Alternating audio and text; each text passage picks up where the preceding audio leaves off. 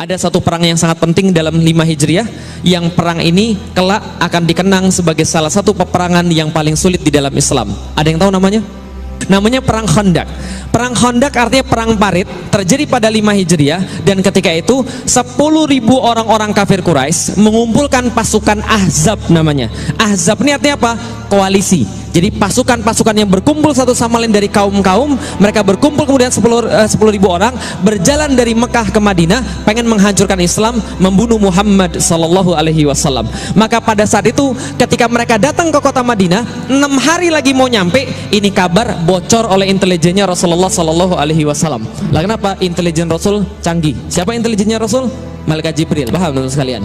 Malaikat Jibril ngasih tahu, ini ada 10.000 pasukan mau datang ke sini menghancurkan Madinah, membunuh Muhammad, maka silakan bikin sebuah rencana counter attack. Rasulullah kemudian mengumpulkan para sahabatnya, lalu kemudian hitung ada berapa pasukannya. Para sahabat bilang, ya Rasulullah, kami cuma ada 3.000 ya Rasulullah. Coba lihat, secara logika 10.000 lawan 3.000, yang menang siapa? Yang menang siapa kira-kira? Secara logika 10.000. Tapi Rasul bilang, jangan khawatir, jangan putus asa, ada yang punya ide di antara kalian. Salman Al-Farisi angkat tangan, ya Rasulullah, kami punya ide. Gini, dulu kami di Persia, ketika kami melawan pasukan yang jumlahnya jauh lebih besar daripada kami, maka kami buat parit, dan di parit itulah kemudian kami berlindung, kami gali tanah, kami taruh di atas, kami dapat tempat yang lebih tinggi, kami tempatkan pasukan pemanah di sana, kami panah mereka, walaupun kami tidak yakin sekarang bisa menang atau tidak, karena perbedaan pasukan terlalu banyak ya Rasulullah. Rasul katakan, gak ada masalah, buat paritnya. Maka dibuatlah parit mengelilingi kota Madinah sebelah utara sejauh 8 km. Bayangkan gali parit 8 km, bukan di Indonesia. Indonesia pakai cangkul selesai, gali parit di Arab pakai cangkul, patah cangkulnya. Gali parit di Arab pakai lembing, karena batu semua. Hancurkan batunya, naik tarik ke atas. Dan yang namanya paritnya ada spesifikasinya. Kata Salman, ya Rasulullah, lebarnya harus 5 meter, dalamnya harus 3 meter. Lah kenapa sepanjang itu? Supaya kuda nggak bisa lompat, kalau lompat jatuh nggak bisa naik lagi 3 meter. Maka 5 meter, 3 meter. Hitung saja berapa kubik tanah harus diangkat ke atas. Dalam kondisi seperti itu 6 hari lagi mau nyampe. Kira-kira mereka stres atau tidak? Kaum muslimin stres. Lah kenapa stres? Jumlahnya cuma 3.000, gali parit 8 km, 6 hari lagi pasukan nyampe, itu pun belum tentu menang. Dikisahkan panasnya luar biasa, secara jumlah mereka kalah, dan makanannya menurut salah satu riwayat, orang muslim disuruh celupin tangannya, kemudian tangannya celupin di air itu, diangkat, kemudian masukin ke gandum, maka gandum yang nempel di tangannya itulah dijilat untuk kemudian seharian. Bisa dipahami teman sekalian? Kira-kira gimana kondisinya? Sangat mencekam sekali. Wajar saat itu ada orang-orang yang bilang sama Rasulullah, ya Rasul, saya mau izin pulang dulu ya. Lah kenapa? Ini istri saya di rumah. Bukankah di dalam Islam seorang suami harus ngurus istrinya? Sudah salah pakai dalil pula, paham teman sekalian? Pulang nggak balik lagi. Ya Rasulullah, saya mau pulang. Lah kenapa? Anak-anak saya belum makan ya Rasulullah. Bukankah seorang ayah adalah tanggung jawabnya mengurusi anak-anaknya? Kabur, nggak balik lagi. Sudah salah pakai dalil. Yang bersama Rasulullah pada saat itu cuma tertinggal 2 tipe orang.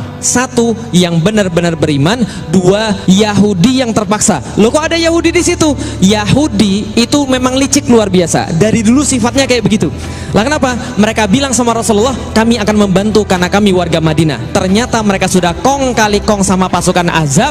Mereka bilang, nanti kalau kamu datang, kamu akan serang kaum muslim dari depan, kami akan ganggu istri-istri mereka dan anak-anak mereka, kami akan ancam bunuh, dan kami akan ancam mereka untuk diperkosa, sehingga mereka tidak tenang. Maka muncul di dalam Al-Quran dalam surat Al-Ahzab menggambarkan peperangan ini, ja'akum min fawqikum wa min asfala minkum, dan ketika datanglah kemudian mereka dari depan kalian dan dari belakang kalian, itzagatil absara, ketika kalian bergetar pandangannya, wa balagatil qulubul hanajir, dan sampai kemudian jantung sampai ke tenggorokan, wa tadzunnuna billahi dzununa, dan Anda banyak prasangka pada Allah Subhanahu wa taala. Allah sudah pergi meninggalkan kita, Allah nggak perhatian lagi pada kita, kita tidak akan dimenangkan oleh Allah Subhanahu wa taala. Ini yang kejadian. Maka ketika menggali parit, ada 2 yang tersisa. 1 kaum muslimin yang benar-benar beriman, 2 Yahudi yang terpaksa. Dalam kondisi inilah ada yang nanya pada Rasulullah ketika lagi istirahat, ya Rasulullah, besok yang kita taklukkan kira-kira yang mana dulu? Konstantinopel atau Roma? Faham sampai di sini?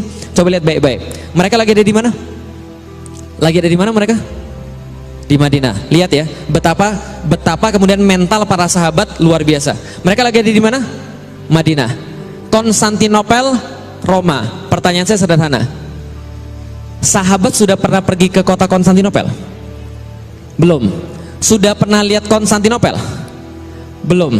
Belum pernah pergi, belum pernah lihat. Yang sahabat tahu itu adalah kota yang terbaik, Konstantinopel. Yang kedua kota terbaik adalah kota Roma. Belum pernah pergi, belum pernah lihat, belum pernah ke sana. Kalau sekarang ke sana saja, Anda dari Madinah pergi ke Konstantinopel itu 3,5 jam naik pesawat.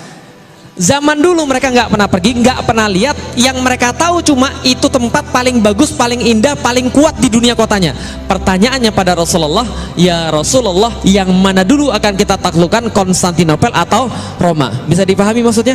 Mereka lagi ada di Madinah, nggak pernah ke sana, nggak pernah lihat, dan besok 6 hari kemudian mereka akan menyambut pasukan berapa? 10.000. Mereka harus gali parit berapa panjang? 8 kilo. Lebarnya 5 meter, dalamnya 3 meter, dan makannya gandum kemudian yang lengket di tangan dijilat untuk seharian. Nanyanya pada Rasulullah, yang mana duluan yang akan kita taklukkan, Konstantinopel atau Roma? Bagaimana reaksinya orang Yahudi? Yahudi langsung bilang, kayaknya Muslim sudah mulai gila. Lah kenapa? Kayaknya kepanasan ini, kurang makan ini kayaknya, halusinasi mereka. Besok udah mau mati, 10.000 nyerang, ini parit aja belum jadi. Yang mereka pikirin Konstantinopel dan Roma. Gila ini orang Muslim. Ternyata Rasul menjawab pada mereka dengan jawaban yang luar biasa. Ini jawaban Rasulullah Sallallahu Alaihi Wasallam. Madinatu Hiraqla tuftahu awalan. Wahai para sahabat yang bertanya, kota mana yang terlebih dahulu akan ditaklukkan, Konstantinopel atau Roma? Yang akan ditaklukkan pertama kali adalah kotanya Heraklius, yaitu Konstantinopel. Ketika mendengar ini, Yahudi langsung sontak berkata, wajar aja Muslimnya gila, bosnya juga gila. Paham teman sekalian?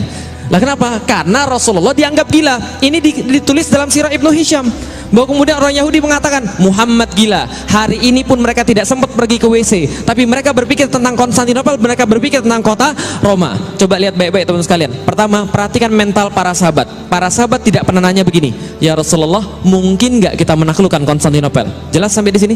Para sahabat nanya begitu? Enggak. Yang ditanya oleh para sahabat adalah yang mana duluan. Artinya di dalam kepalanya dua-duanya sudah pasti takluk. Cuma dari tadi penasaran yang mana duluan. Dan Rasulullah Shallallahu Alaihi Wasallam nggak menjawab begini, udah jangan mikirin jauh-jauh, bapak lu aja belum masuk Islam, udah jangan mikirin jauh-jauh, makan aja susah. Enggak. Yang Rasul berikan pada mereka, lihat, ketika kekurangan makanan, ketika kekurangan bala tentara, ketika kekurangan segala macam, yang Rasul berikan pada mereka bukan bala tentara, bukan makanan, bukan persenjataan.